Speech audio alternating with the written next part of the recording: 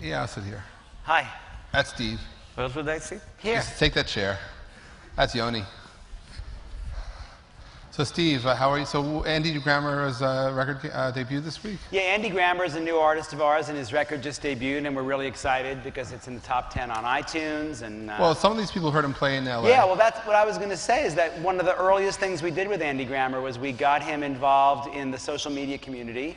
He was a very early adopter to Twitter, and we had him speak and perform at the 140 conference in LA. And I just think that really played a crucial role in starting the buzz and getting people who were influencers to talk about him and check out his music. So thank you, guys.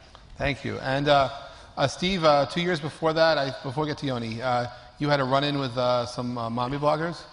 I wouldn't call it a run-in. At another one of your events, actually, this is in the very earliest days of Twitter.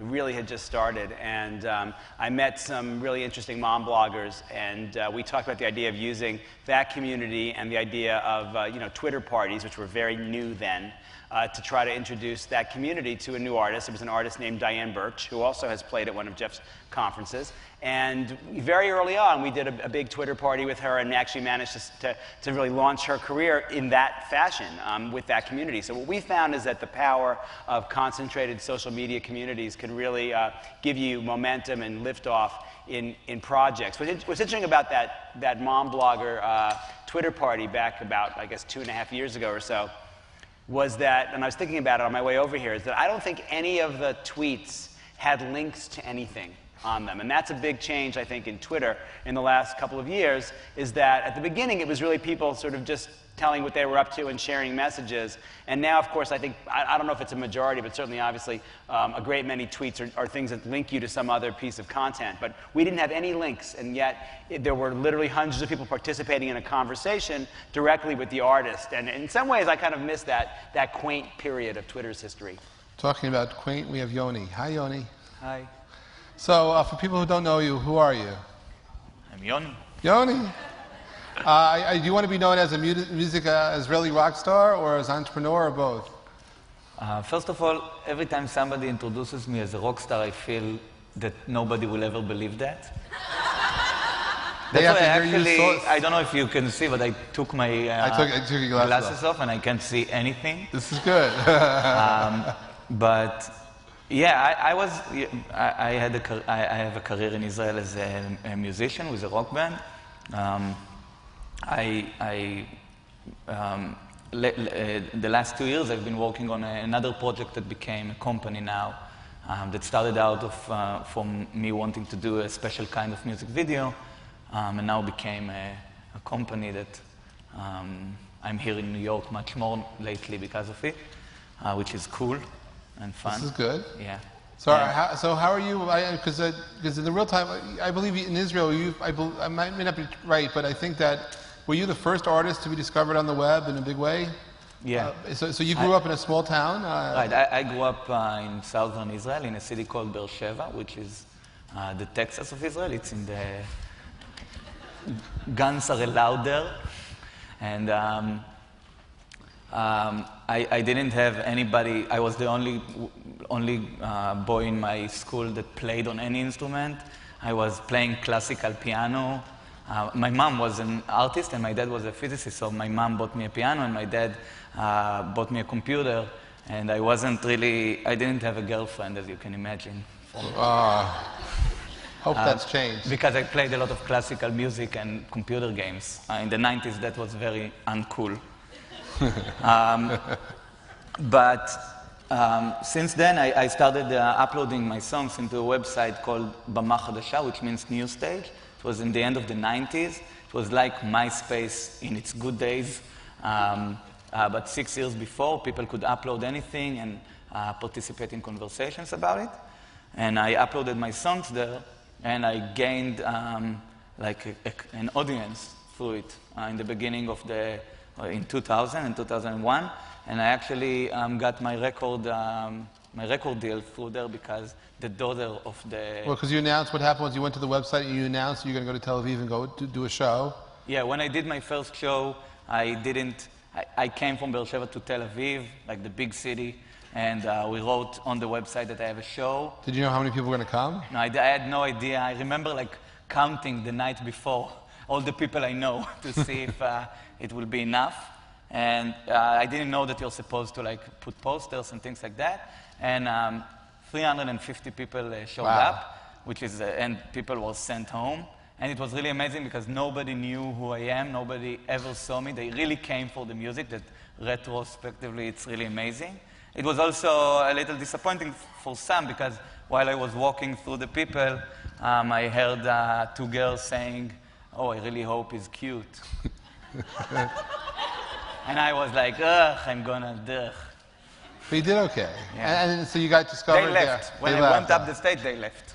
All right, so No, they actually didn't leave. But I wanted to make a drama, you know. all right, so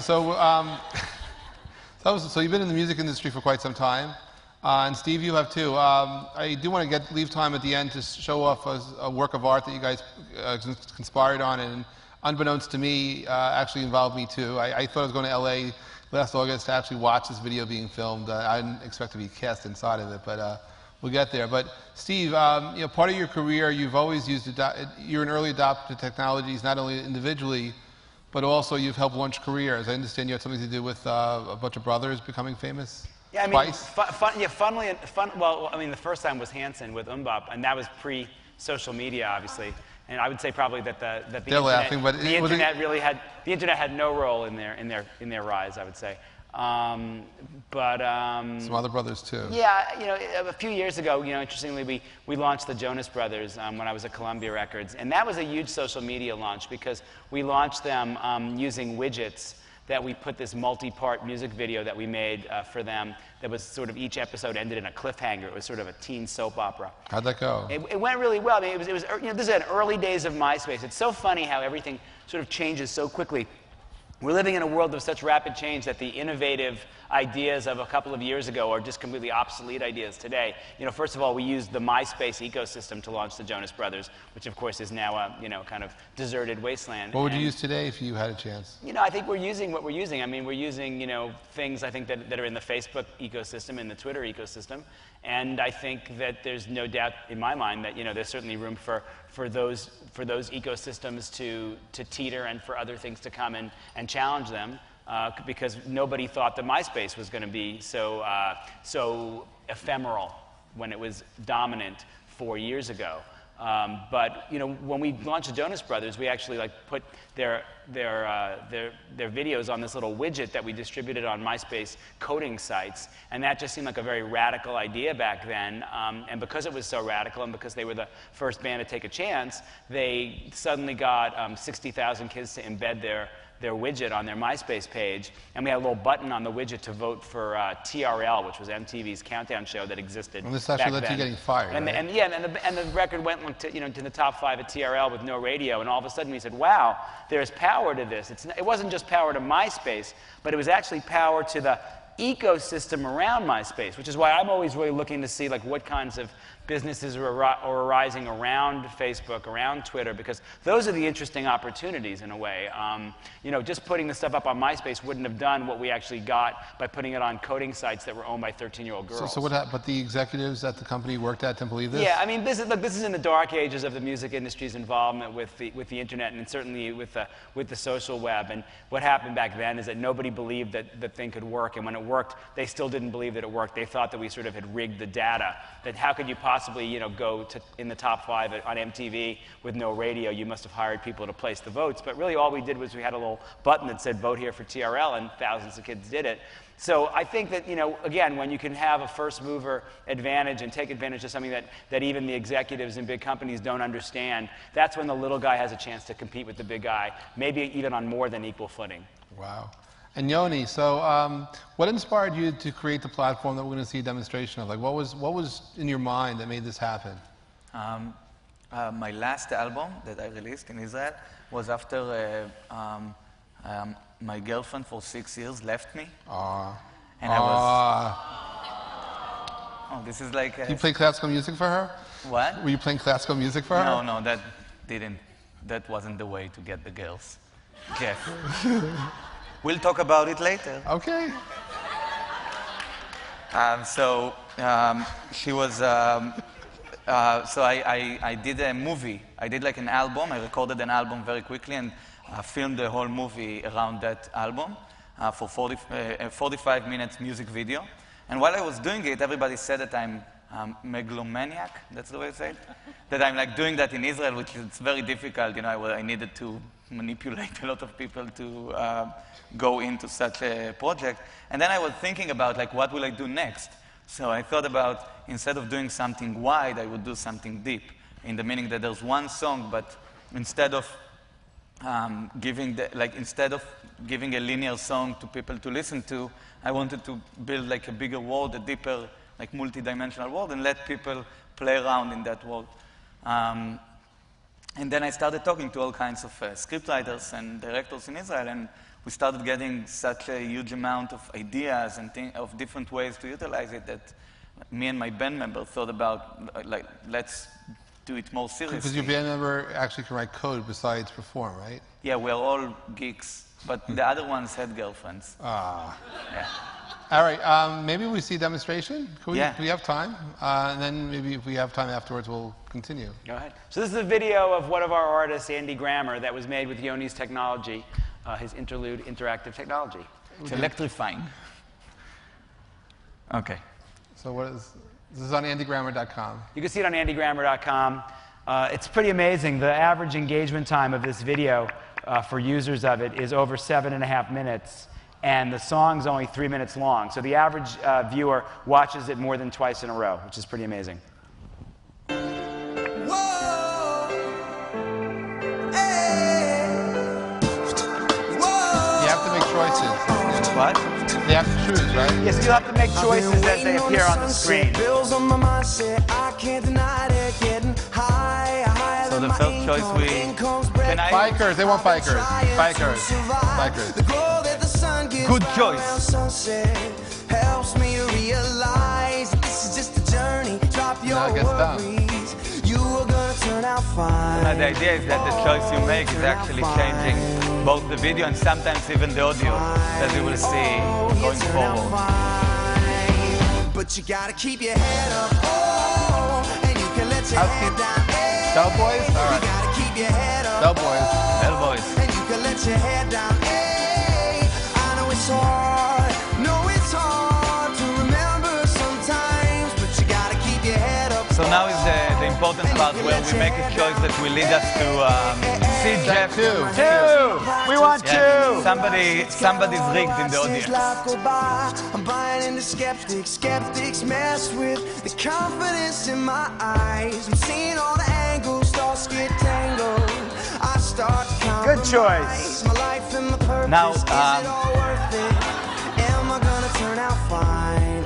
Oh, you turn out fine. No, not cake. As Jeff jumping naked from a cake. You turn out fine. Not cake, I guess. But you gotta keep your head up. Let my mind. You can let your head down. Hey, you gotta keep your head up. Oh, and you can let your head down. Hey, I know it's hard. No, it's hard to remember sometimes, but you gotta keep your head up. Oh. He's too much for even interactive video to handle. Too much cake, wow. Okay, Jeff. Well, go to andygrammer.com and you can play it. There are over 1,000 possible videos you can make with that. Yes, but Thanks this is just to the Yoni. beginning, because not only did we There's other things. There's like secret ways that you can find different things that Jeff does in the video. and you're always in every scene. Some of them are very particular. Is that right? All right, but the idea here, though, is engagement, connecting with the audience, and apparently it worked, because now, while you did this as a viral campaign, when you ended up on radio, he's very big now, and his album debuted well, so it sounded like a good investment. Plus, didn't you have a sponsor for this? Yeah, we actually got a sponsor. We did a sponsorship with Old Navy. At the end of the video, there were 4 different endings, and for each ending, you could get a different Old Navy coupon for a different item of clothes that was worn in the video. What did Old Navy think of this? Old Navy loved it. I mean, especially when we won the MTV award for Most Innovative Video. That's right. Give up. very vindicated. And they beat out Arcadia Fire and Arcade OK Go. Fire, OK Go, and Robin, and a lot of other popular artists. And Andy's obviously a new artist, so we were very proud, and we knew that it was all about really how cool the technology was. And cool to you guys to have the vision to actually invest and make this happen. But it was a great project for Old Navy because, as it turns out, people really watched the video in an engaged fashion. A lot of videos, most videos these days, I would argue, people actually watch it while doing something else. You know, they minimize the screen and check their email or do whatever they do online. With this video, there are all those choice points where you're clicking, and our analytics showed that over 90% of all the choice points were actually actively clicked on by the users. So it shows that people really were playing it like you'd play a video game. And we learned a lot from that experience. Well, guys, thank you. Yoni, you want anything to close with? I love you. I love you too. How about a song? Does anyone do a song? Yeah, with my invisible guitar. Local shoot. Next time we do a song. Yeah, only if Steve will bark. Bark, yeah. I almost Bark. said bark. He can bark. If you did a song, I might barf. Yeah. Hey guys, Boom. hey guys, thank you so much for being part of this. Take it outside. Give it up. Hey, I need a hug, guys. Hey.